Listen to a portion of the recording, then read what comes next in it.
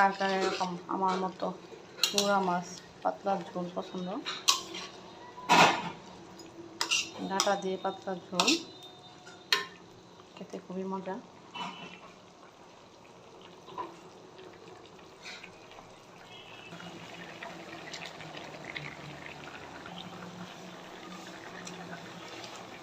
উপর দিয়ে টমেটো দিয়ে দিলাম,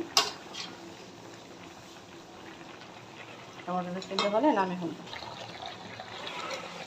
আমার তরকারিটা হয়ে গেছে, বুঝছেন কত সুন্দর কালার। আমি তরকারিটা নামিয়ে ফেলবো।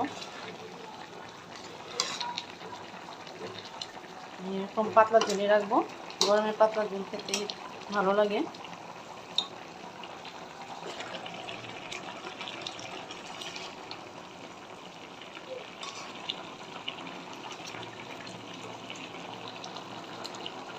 হয়ে গেছে আমার পাতলা ঝোল, তো আমি এভাবে খেতেই পছন্দ করি।